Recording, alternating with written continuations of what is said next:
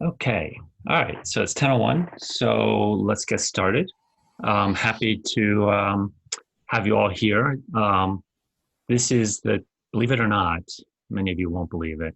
This is the 20th year that we've been running our FNIRS course. The first one was way back in 2001. Um, the course has evolved quite a bit over the last 20 years, just as the field of functional near-infrared spectroscopy has evolved quite a bit over the last 20 years. And well, this is our first virtual course. So we really couldn't imagine going a year without running the course. And so we thought this would work out well.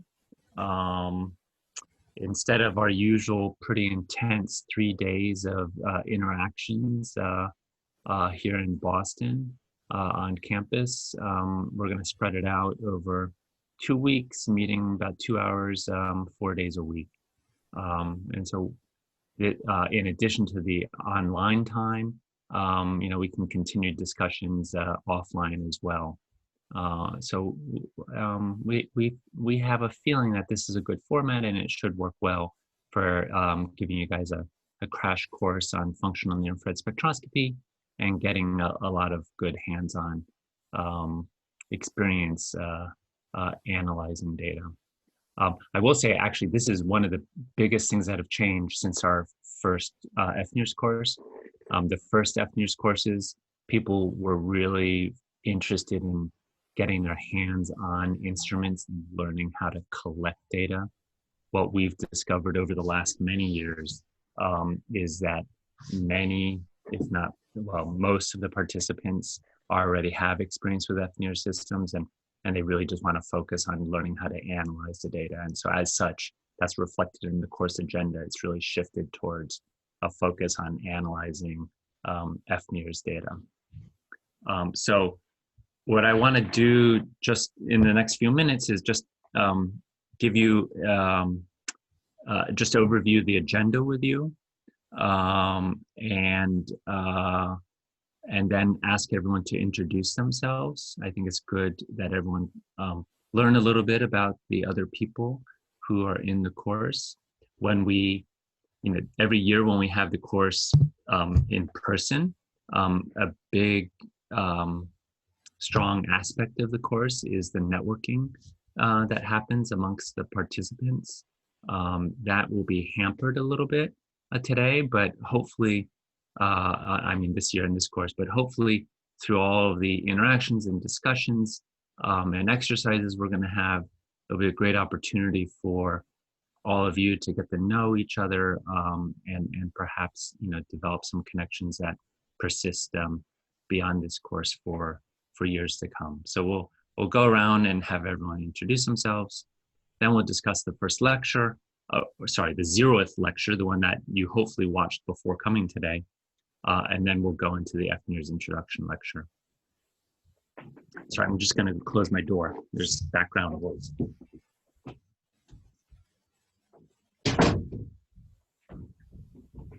Okay, I'm back.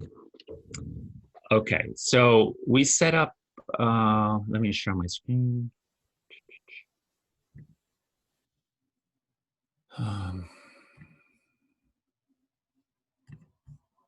We set up our FNIRS, Open FNIRS website to facilitate the course. Basically, we're using this website to just share all the information with you. Hopefully, all of you now have access to this. Oh, let me just say, please, at any time, we're a small enough group of people, feel free to unmute yourself and just speak. Ask any questions you want. If you're not speaking, just to minimize distractions, if you have background noises wherever you are, just remember to mute yourself. Let's see. Also, you can use the chat, and we'll do our best to monitor the chat as well. Let's see. Okay. So I hope all of you have access to this website. You would have registered a Homer Premium user, and Priya would have upgraded you to it. And so then you have access to these pages.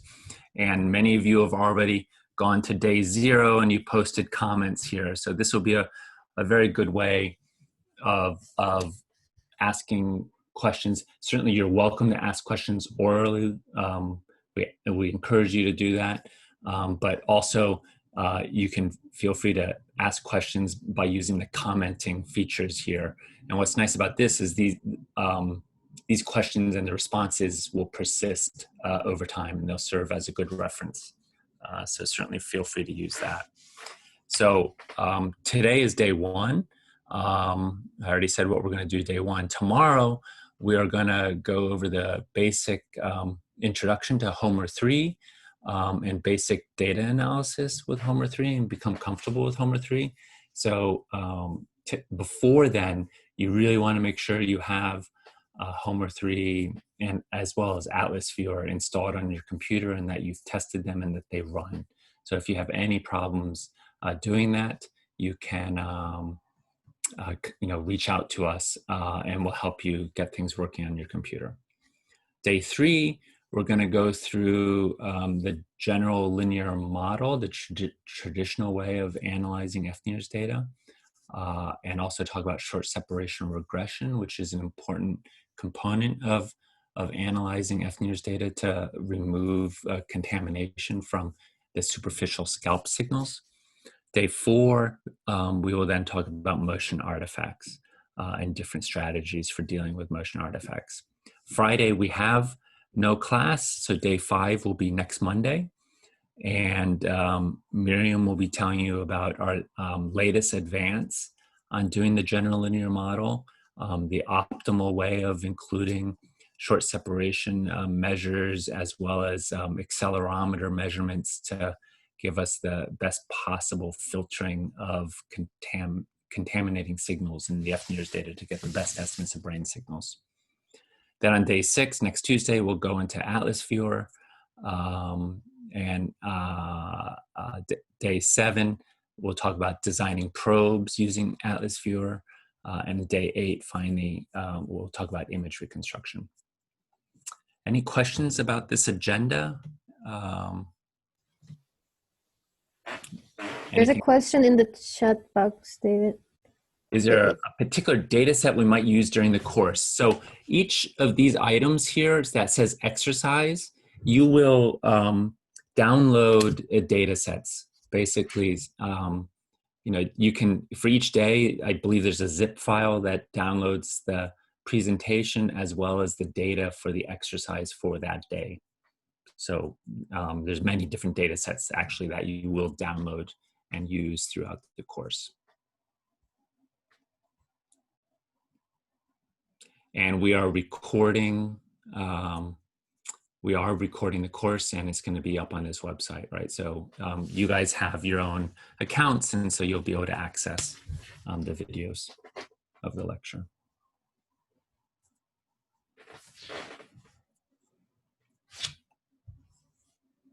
Yes, connectivity analysis. We are not covering connectivity analysis. It's something that's been asked the last couple of years. It's something we should add to the course. And I guess the reason we don't presently have it is because we ourselves don't do it. We will be doing it, I hope, soon. We've always been challenged by concerns about scalp signals. And this has prevented us from really diving deeper into that. I'm really sorry about that. But hopefully after everything else you learn in the course here, from the literature, it will be pretty straightforward to learn how people do the connectivity analysis. And it's something we can certainly talk about, particularly on day 3 and day 5, the GLM analyses. That will be a good time to talk about connectivity analysis. We used to have functions in Homer 2 that would do cross-correlation analysis. It's actually pretty straightforward to do. We could always add it back. Okay, so what did I want to cover next? Experimental design in FNIRS as well, if possible. Yes, Miriam, where's a great place to discuss that? Do we discuss that during probably the GLM? Maybe? GLM, Yeah. yeah. Mm-hmm. So, Awais, I hope I said your name right. Are you basically just probably talking about like a block average design versus an event related design? Just kind of timing strategies of how to present the stimuli and the duration of the stimuli. Is that what you're thinking about? Yeah, that's right. Okay, perfect. Yeah, I think day 3. I mean, we can talk about it at any time, but day 3 is also a good time to have a more in-depth discussion about that. Okay.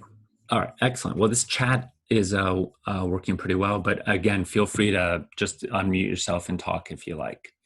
Okay. So I'm just curious, how should I ask this question? Is there anyone who has not yet installed Homer and checked that it's working, or they've tried and it's not working? I think people can, I don't know the best way to count people. They can raise their hands or respond in the chat or just unmute yourself. Just want to get an idea of how much work we have in front of ourselves to help people get working. Jordan. Hey, David, I'll actually interject if you don't mind. Yeah. I found out this morning that my MATLAB doesn't have a lot of the toolboxes. Yeah. So that is probably pretty important for everyone to do right now. So I'm installing them right now, and hopefully that'll be. Yeah. good. So if you run set paths, it should tell you, right? So I was trying to remember if our installation instructions told you to test everything after you've installed it. So you should run set paths in the Homer directory to make sure you have all of the toolboxes. And worst comes to worst, if you can't get the toolboxes, you can always use the executable version.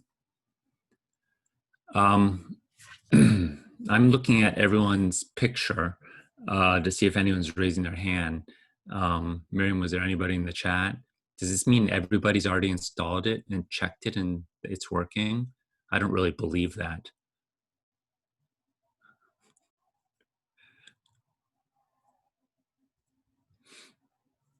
Kimberly raised a hand. Oh, sorry. Hi, David. Hi. I was just wondering, are there explicit checks we should do on Homer 3 and Atlas to check that it's all like functioning properly and stuff? Probably. I mean, one thing is just run it. Just launch it. If it launches, you're in good shape. Yeah. Right. So so I launched it, and then I think. Go ahead. Yeah. So I launched it, and I think it loaded some example data and converted a file type, and then I just got like a trace along like a timescale. I think you're in good shape then. Okay. Yeah, and then you can go ahead and download the data set from tomorrow and try that as well. Okay. Well, I clicked on day 1 on the Open FNIRS website. I couldn't seem to find where you could download. Day 2 has it. Day 2 has the first data set. Okay. Yeah. Okay. Day 2. Thank you. Yeah, each day you have to click on like the title of that day, and it will take you to another website where you can have the download link. It would be great if David, you click and show everyone. Okay. Let's see. So day 2 is right here. All right. So if you go to day 2, lecture and exercise, if you click this, it will download a zip file. Can I ask a question? What is the recommended directory structure? That is, should you save the data under Homer 3 or in a separate directory? Is there anything? Oh, yeah. I strongly encourage you to use different directories for your data. Okay, sounds good. Yeah. Just so that Homer 3 is always just the code. Homer 3 and all of its subdirectories, and then your data is in completely different directories. Sounds good. Thanks. Yeah. All right, well, good. All right, so there will be plenty of opportunity to have more discussion. I would like now to spend the next 15 minutes or so just going around and having people introduce themselves. I have the list of all the names, so maybe I'll just call on you, and if I happen to miss anyone, please let me know at the end. Forgive me. So Joanna Waisoka, maybe you can just say your name and where you are and a little bit why you're taking the course. Okay, great. Can you all hear me? Yep. Okay, perfect. So I'm Anna Wysocka, and I'm a PhD student at University of Warsaw, Faculty of Psychology. So together with my colleagues, we examined the neural underpinnings of social cognition in preschoolers. So we study theory of mind, to be more specific.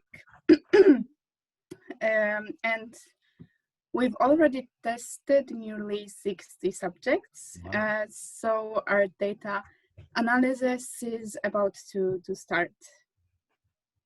Okay, great. All right, so good timing for taking the course. Yeah. So, next, Meredith. David, Yeah. there's a suggestion, like if you stop sharing, we can like see Oh, everyone's yeah. Thank you so much. I always forget to do that. Mhm. Excellent. Perfect. Meredith. Hi, everyone. I'm Meredith. I'm a grad student at BU, working with David and Miriam on a prospective FNIR study. I've analyzed some data in the past with Homer 2, so I'm really here this year to learn about Homer 3 and all the wonderful features it has. So thank you for letting me crash your course, BU internally. Sung Hoon Lee. Forgive me if I said the name poorly. Sung Hoon Lee. Are you muted?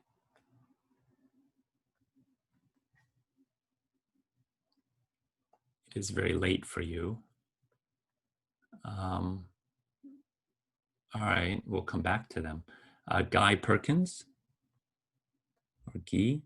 Hi, yeah, my name's Guy. I'm a PhD student at the University of Birmingham in England, and my PhD is about using FNIRs towards the clinical application of trying to classify traumatic brain injury.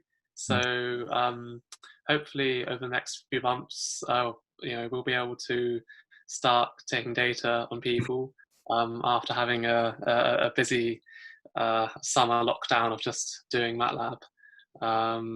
So yeah, and I guess I'm just I haven't used Homer or Atlas before, so yeah, just looking forward to like learning how to use that and just speaking to people. So yeah. Great, thanks. Heather from University of Victoria. Hi. Hi.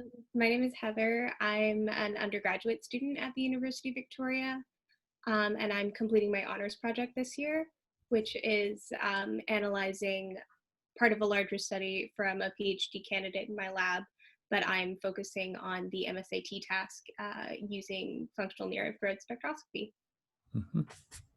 Great. And then Jody from University of Victoria. Good morning, everybody. I'm going to spare you the video. It's very early on the West Coast. I'm a neuropsychologist and neuroscientist at University of Victoria. I'm actually Heather's supervisor. So our research focuses on aging and neurodegenerative disorders. Great. Most of my experience is with MRI and fMRI, but this is the first FNIRS data set that our lab has looked at. So we're looking forward to learning more about how to analyze that. Okay, great. Sue Peters.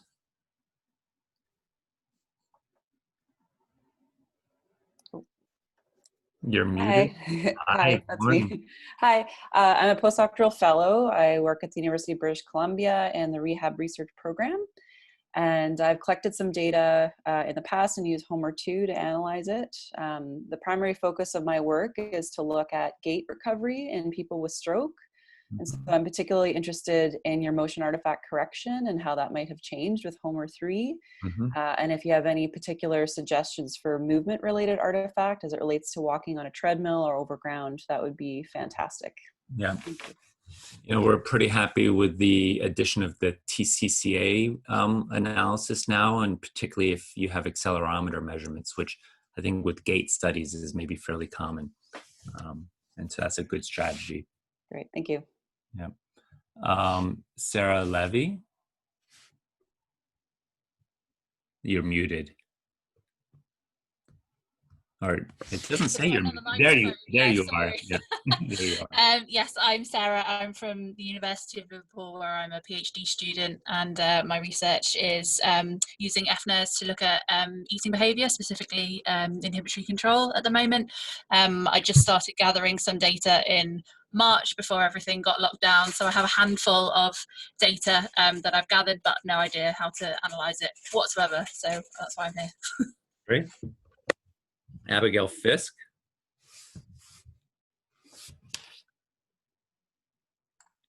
Hi. You can hear me, but you can't see me. Is that correct? That's right. Hi. My name's Abby Fisk. I'm a second year PhD student at the University of Oxford. I am partway through analysing a set of FNIRS data from 10-month-old infants, where we're studying the neurodevelopment of executive functions in young children. Great. And Ling Kai Tang? Well, hello everyone. I'm Ling Kai, and you guys can just call me Kyle. So I'm a PhD student from Western University, which is in Canada. And my study mostly focused on concurrent FNIRS and fMRI, like a cross-validation thing. So I never used Homer's before, but it seems definitely like a very interesting tool. So that's why I'm here to learn more about it. Okay, great. Michaela Kent. Hi, yes, I'm Michaela. I am also a grad student at Western University, but I'm currently working remotely from Scotland. I'm just finished a position here at the University of Glasgow, where I was doing some FNIRS and fMRI studies. And yeah, hoping to kind of continue that with my PhD at Western. I will be doing some FNIRS studies, hopefully in children. So yeah, hoping to get a better idea for Homer 3 and the analysis tools. Great. Mujtaba Sultanlu. Hey, this is me. Hello, everyone. I'm a postdoc at Western, so I'm very happy to be here and happy to see my colleagues from Western, actually. I did my PhD back in Germany, and I have been using NIRS for about 7 years. But we always use our internal codes, you know, for the analysis. And recently, actually beginning of 2020, I moved to Canada, came to Western, and then this was the moment that I realized that, okay, I cannot share my script with people because, you know, I was not the only developer there. So because I would like to follow open science in my research, you know, I'm stuck there. So I decided to use some other toolboxes and codes that I can easily share with people when I'm talking about the analysis. Mm-hmm.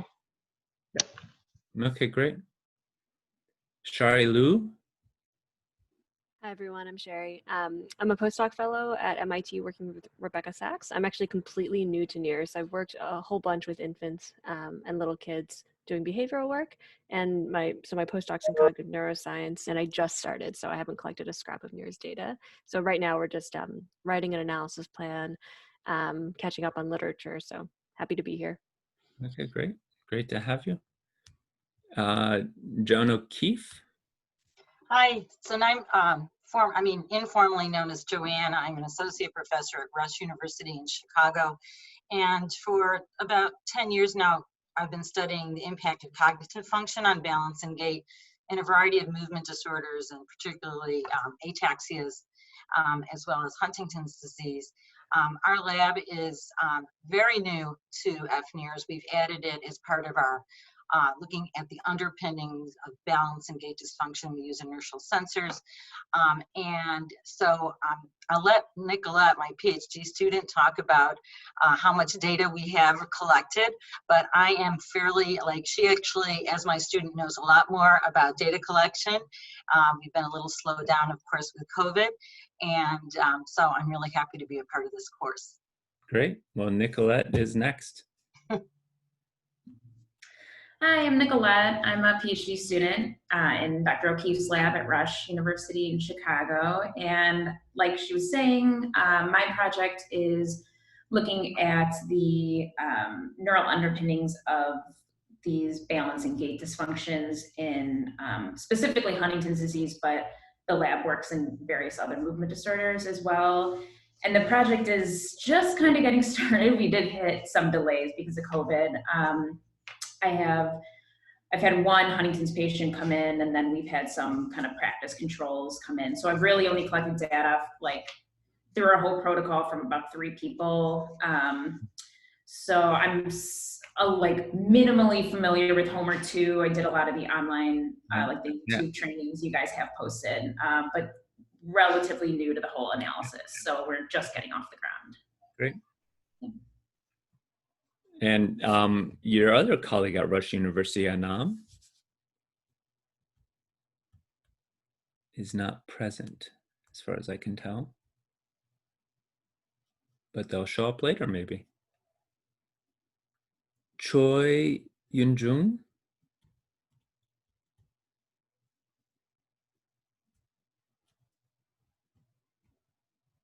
Also from Korea. Chris Copeland. Hi, I'm Chris Copeland. I'm from the University of Nebraska at Omaha, working under Dr. Zuniga. We primarily use FNIRS to analyze the brain function and I guess previous person's microphone isn't working. But we use FNIRS to analyze the brain function of children with congenital limb loss. So trying to see what's happening in the motor areas when they lose a limb. I have a little bit of experience with FNIRS, but not really anything with Homer. So I'm excited to be here and learn some more stuff. Okay, great. Great to have you. How about Jordan Borrell? Hey everybody, I'm Jordan Burrell. I'm also at University of Nebraska at Omaha. I'm the new postdoctoral fellow in the lab. So my background actually is more neuroplasticity after injury and using closed loop neuromodulation techniques and traumatic brain injuries, stroke, and spinal cord injuries as a rehab mechanism. And so with my doctoral research here, I'm diving into FNIRS to observe some of the neuroplasticity that occurs, and similarly what Chris just mentioned in that type of research. Okay, great. Awais?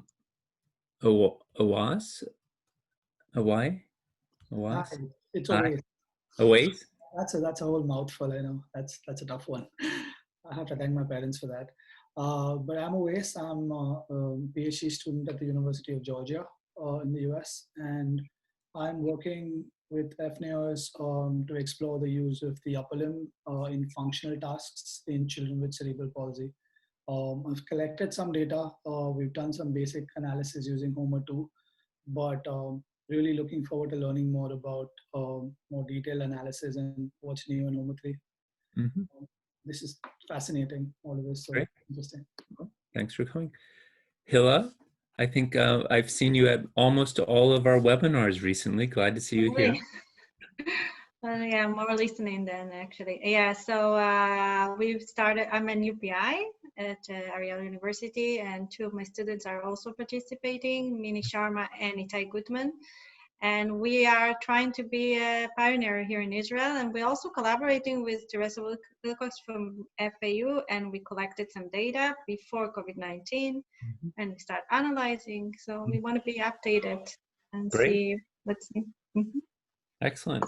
And I guess now from your students, Mini Sharma? Yes. Did you want to introduce yourself? Yeah. Hi, I'm Mani Sharma. I'm PhD at Ariel University, Israel, and I'm very new to FNIRS. I belong to fMRI background, so I'm very new to FNIRS. I'm looking forward to learn how to analyze the data and the Great. basics of FNIRS. Yeah. Excellent. Itai Gutman. Whoops, you unmuted, but we still don't hear you. Hi everyone, There you I'm go. Ty Goodman and I'm lead of ILA and I'm doing the signal processing in the lab. Okay. Aaron Mayer.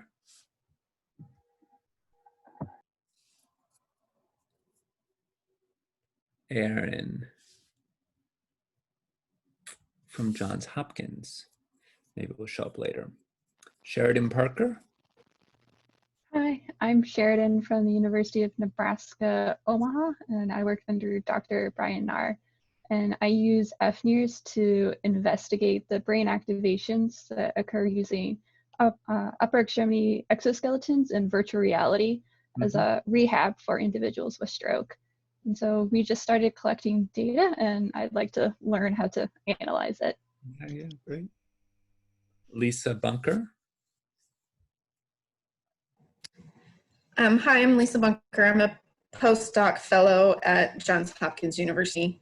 My colleague Erin, she's got double conferences today, and she's pretty familiar with FNIRS technology, so she may not hop on today. But in our lab, we're doing a lot of work with post-stroke aphasia and primary progressive aphasia. We've got some longitudinal studies as well as some treatment studies with TDCS and neurobiofeedback. So we're using FNIRS for pre-post comparisons as well as just longitudinal recovery for aphasia. Excellent. Kellen Grandy. Hey everyone, I'm a postdoc at St. Jude Children's Research Hospital. My background is in neuroimaging and I focus on survivors of childhood leukemia. We're piloting some new studies with FNIRS and photobiomodulation, so I don't have a whole lot of experience with FNIRS, but excited to be here for the course. Great. Yuan? Hello, everyone. My name is Yuan Yuan. I'm a PhD student who just graduated from Rensselaer Polytechnic Institute, and I'm joining David Boss group as a postdoc. And thank you very much for including me in this course. I have several years of experience using FNIRS to collect data and also analyze data. But I have never formally systematically learning FNIRS. I just learned it from my previous lab mates. So I'm very happy to be here to learn more about HOMER 3. Yeah, thank you. I think you'll be helping as much as learning. I think we should probably also go through the people at BU who are also on the line and have them introduce themselves. So how about Miriam? Hi, everyone. First of all, it's very nice and excited to meet all of you. I'm Mariam. I'm a research assistant professor at Boston University, and I've been working with David maybe more than 10 years now. And I worked in clinical and research application of FNIRS, as well as was involved in development of some FNIRS signal processing. And happy to see you here all. She'll be giving half the lectures. And yeah. Maybe a little more than half. And Priya? Hi everyone, my name is Priya. I'm a research assistant at David Boss lab, and mostly I'm helping data collection for FNIRS data. Happy to see you all. Yeah. Yilei?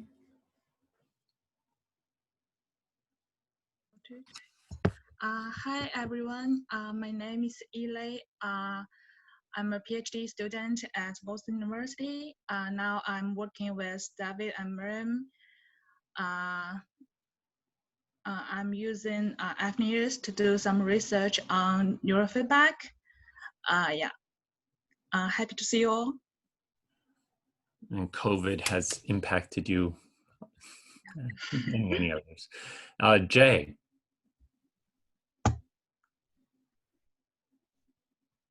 Jay. All right. Well, Jay will, you guys will meet Jay. He's the software guy behind Homer and Atlas Viewer. So he's here to help with any technical issues on installation. Did I miss anyone? I think you missed me. But Oh yeah, I did. Please introduce yourself, Carla. yeah, I'm Carla Hombo. I'm a research fellow at the University of Oxford, and I'm a developmental psychologist. So I study executive functions in babies and toddlers, and NEARS is our new toy. I work with Abby, who spoke earlier, and we're lucky in that we have a really nice sized data set. It was all interrupted by COVID, but we managed to collect data from over 100 babies. So we're quite excited about analyzing that data and learning more here. Right. Thanks. Great. Well, I thank you everyone for did anyone else that we missed? There is Yes, one more person in the chat, like Ree. Rihi? Yes, yeah, I'm Ree, and I'm at the Texas A&M University School of Public Health, and yeah, I do study about the effect of the exercise on aging and stress. I'm trying to expand this research to use the non-invasive brain simulator. Actually, I've been there, Boston 5 years ago, and I'm just jumped into this workshop to update what's been changed since the last 5 years. Okay, great. Always good to refresh yourself. Sure. We've had many people come back for a refresher. I see Jay is here now. Jay, do you want to introduce yourself just briefly? He's waving, okay.